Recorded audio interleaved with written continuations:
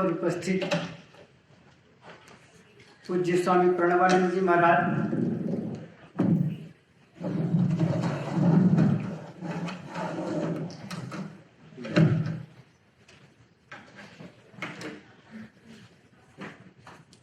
हमारे हरिद्वार में हम बहुत लंबे समय तक साथ में निवास किए, हमारे आचार्य वेदश्रमी जी और पूज्य आशीष जी, जिनके छत्र छाया में रह करके मुझे बहुत कुछ सीखने का सौभाग्य प्राप्त हुआ है। रोजड़ में पूज्य स्वामी सत्यपति जी महाराज के चरणों में रह करके थोड़ा समय लगा करके जगह जगह उनके साथ जा करके बहुत कुछ सीखने के लिए सौभाग्य प्राप्त हुआ है। वैसे हमारी जो पृष्ठभूमि रही है, बचपन में हमारे घर में कोई घटना हुई थी और घटना के आधार पर मैं कक्षा 4 में पढ़ता था और मैं घर छोड़ करके भागने का निर्णय किया। पिताजी बोले चले जाओ यहाँ से। मैंने कहा जा रहा हूं। उन्होंने दोबारा बोल दिया कि कभी मत आना। मैंने बोला कभी नहीं आऊंगा। और तब से लेकर के आज तक पिताजी दुनिया में नहीं रहे, हमारा उनसे मिलना नहीं हो पाया और हमने सदा सदा के लिए घर छोड़ दिया और गांव वापस नहीं जाना हुआ। लेकिन आपको कुछ घटनाएं बतलाता हूं विशेष। जब मैं गांव में रहता था, हमारे गांव में कुछ उद्यमी प्रवृत्ति के बच्चे होते थे। गांव में पगडंडी होती थी, तो पगडंडी में बच्चे फावड़ा से या किसी चीज से खड्डे खोद देते थे और उन खड्डों में कोई गिर जाता था तो वो बच्चे उसका आनंद लेते थे। और मैं उन गड्ढों को यदि बराबर कर देता था तो सारे गांव के लड़के मिलकर के मेरी पिटाई करते थे। और ये अपने जीवन की सच्ची घटना बतला रहा हूं। और मैं जब घर से वापस भाग गया और आज तक मैं पता करता हूं तो वो बच्चे आज भी खड्डे ही खोद रहे हैं और मैं आपके बीच में यहां तक आ गया। संकल्प में कितना दम होता है। मैं 2-3 उदाहरण देता हूं। 1990 में, तब मैं आर्य समाज को नहीं जानता था, किसी का मैंने भाषण सुना और भाषण सुन करके मुझे बहुत पसंद आया। तो मैंने सोचा कि मैं एक ऐसा वक्ता बनूंगा कि मुझे भी भारत देश में जाना जाए। 90 की बात है, राम जन्मभूमि आंदोलन चल रहा था, बड़े जोरों पर आंदोलन था और मैंने पढ़ना शुरू किया और थोड़े ही दिनों में ऐसा वक्ता बन गया, 2-4 महीने के अंदर अंदर ही, कि मुझे पूरे भारत में वक्ता के रूप में, भारत में मुझे मिनी अटल के नाम से भारत में ख्याति मिली।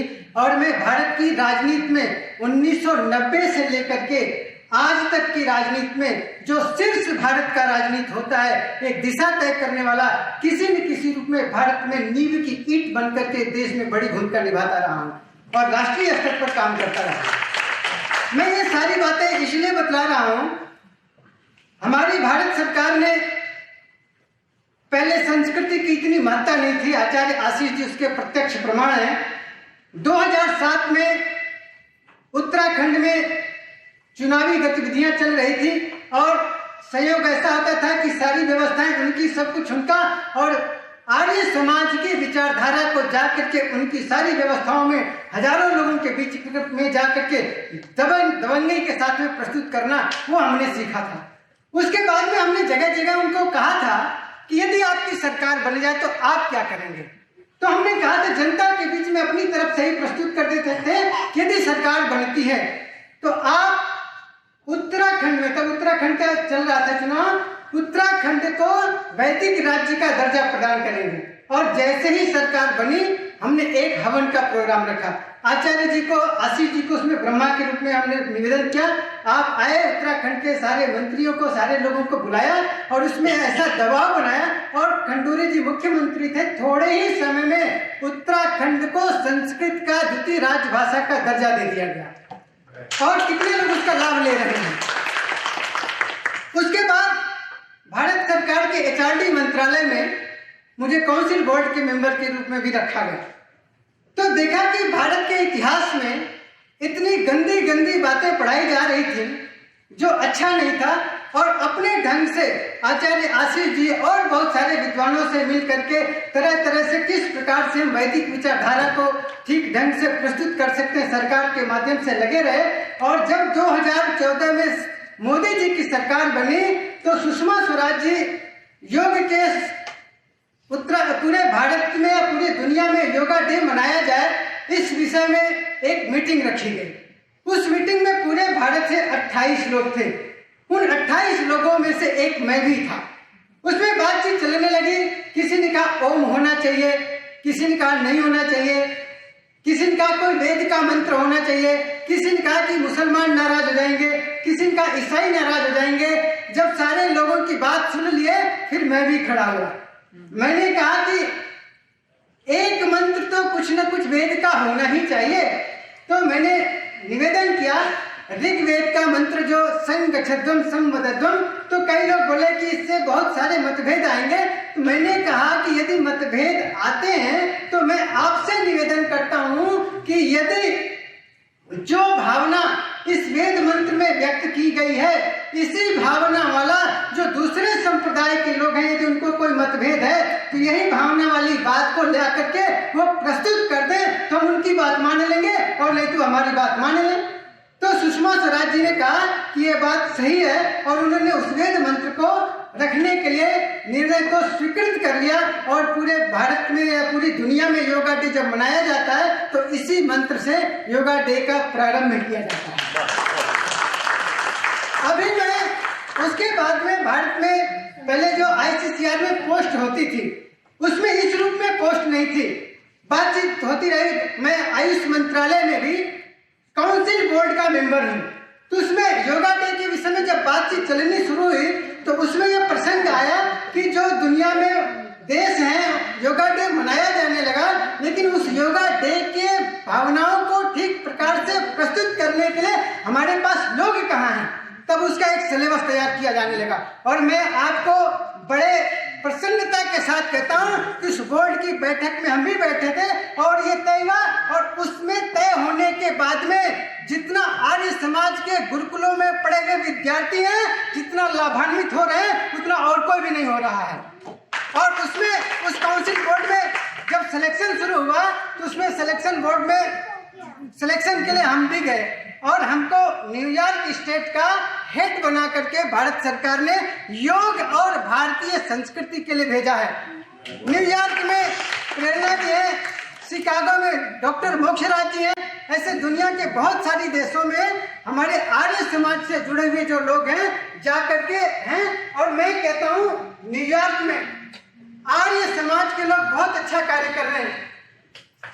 हमारे जो काउंसलेट है, काउंसलेट में जब भी कोई प्रोग्राम होता है ऋषि दयानंद के भावनाओं के अनुकूल हर कार्यक्रम की शुरुआत किसी न किसी रूप में मैं करने का प्रयास करता हूँ। आप लोगों से मैं निवेदन करता हूँ जहाँ जहाँ हमारे काउंसलेट हैं और आप लोग जो उनके निकट में हैं किसी भी प्रकार से अपनी कोई आर्य समाज का प्रोग्राम करते हैं तो काउंसलेट में जाकर के यदि हम प्रोग्राम करने का प्रयास करें तो एक विश्व स्तर पर हमारी भावनाओं को सरकार के भी रूप में सहयोग मिलेगा और सरकार को पता भी लगेगा कि जो हम लोग जानते हैं उससे भी हर कोई आर्य समाज के पूरे सिद्धांत को नहीं जानता है। इसके माध्यम से हम अपनी भावनाओं को और अधिक प्रचारित और प्रसारित कर सकते हैं और इससे हमारे ऋषियों की विद्या का फैलाव भी होगा और वेद की भावना का प्रचार होगा और दुनिया में जितने प्रकार के अपराध बढ़ रहे हैं योग के माध्यम से मैं न्यूयॉर्क में देखता हूँ। एक दिन एक पैनल डिस्कशन था टीवी चैनल पे, वहां पर देखा कि बहुत संप्रदाय के जो योग के आचार्य हैं वो लोग आए हुए थे और आकर के कोई श्री श्री रविशंकर जी के विषय में बात करने लगा, कोई सहज योग वाले आए, कोई कुंडलिनी जगाने वाले आए और मैं और काउंसलर जनरल नीचे स्टेज से बैठे हुए थे। तो टीवी एशिया वाले लोगों ने हम लोगों को भी बोला कि आप काउंसलर जनरल को बोला कि आप आइए। उन्होंने हमारे बारे में थोड़ा सा परिचय दिया। उससे पहले कोई कुंडलिनी जगा रहा था, कोई कुछ कर जब हम महर्षि पतंजलि के विचारधाराओं को, भावनाओं को प्रस्तुत करने का प्रयास किए तो जितने वहां पर पैनल डिस्कशन वाले लोग थे वे सभी लोग शांत हो गए और जनता ने आवाज देना शुरू किया कि हमारे प्रश्नों का यदि उत्तर कोई दे सकता है तो जो कौंसलेट के आचार्य हैं वही दे सकते हैं, और उसके बाद में तो प्रश्न उत्तरों का सारा व्यवस्था जो होगा वो हमारे जिम्मे आ गया। तो ऋषियों की विद्या को हम प्रचारित प्रसारित करने के लिए तैयार है। और जिन गुरुकुलीय परंपरा में हम पढ़े हैं, मैं भी पढ़ा हूँ, जब लाल कृष्ण आडवाणी जी दीक्षांत समारोह में हरिद्वार में आए थे, हमारे गुरुओं ने दीक्षांत समारोह में जब हमको उपदेश दिया था कि आप गुरुकुल में इतने समय तक पढ़ाई किए हैं, आप जीवन में जा करके व्यवहार में ऐसे जीवन कर्म जीना, सत्य बोलना, धर्म का आचरण करना, स्वाध्याय में प्रमाद मत करना, ये सारे बातों को कहते बोले कि देखो हम जो कुछ भी कह रहे हैं, आपको जो डिग्री भी दी गई है, यदि हमको भविष्य में लगेगा कि आपका व्यवहार इस डिग्री के अनुकूल नहीं है, ये हमारी परंपरा के अनुसार हम अपने डिग्री को आपसे वापस भी ले सकते हैं। और हमने उस समय अपने आचार्य को वचन दिया था कि हम दुनिया में जहां भी जाएंगे भारतीय संस्कृति और ऋषि दयानंद के ध्वज को कभी झुकने न देंगे। और उस समय हमने आडवाणी जी से ये वचन मांगा था कि यदि आप भारत के प्रधानमंत्री बनेंगे तो भारत के प्रधानमंत्री बनने के बाद में भारत को पूरे दुनिया में विश्व गुरु के रूप में स्थापित करने का आप सौभाग्य प्रदान करेंगे। यह संयोग रहा कि अब हमारे देश में मोदी जी की सरकार बनी और उस परंपरा का निर्वाह करने के लिए यह सरकार पूरी निष्ठा से कार्य कर रही है। यदि ये हमारे लिए सबसे अनुकूल अवसर है। आजादी के बाद से अब तक के काल में मुझे लगता है कि यह बहुत सुनहरा अवसर है। हम आर्य समाज के लोग पूरी तरह से इकट्ठे होकर के, संगठित होकर के और ऋषि दयानंद के सपने को साकार करने के लिए गुरुकुलीय परंपरा को खूब अधिक प्रोत्साहित करें। ऐसा यदि हम करेंगे तो हम अपने कर्तव्य के प्रति कुछ जागरूक रहेंगे। मैं कौंसलेट में हूँ, मेरे लायक जब भी आप लोगों को कोई सेवा समझ में आए आप हमें आग्रह करेंगे, बतलाएंगे। मैं आपके निवेदन को पूरा करने के लिए, ऋषि दयानंद के, स्वामी श्रद्धानंद के भावनाओं को पूरा करने के लिए हर पल हर प्रकार से तैयार हूँ। आपके आदेशों का सुनने के लिए मुझे बड़ी आकांक्षा रहेगी, उत्कंठा है कि आप हमें अच्छी बातें बतलाएं और आपकी भावनाओं को हम आगे बढ़ाने का प्रयास करते रहें। इन्हीं शब्दों के साथ आप सभी लोगों का बहुत बहुत धन्यवाद करते रहेंगे।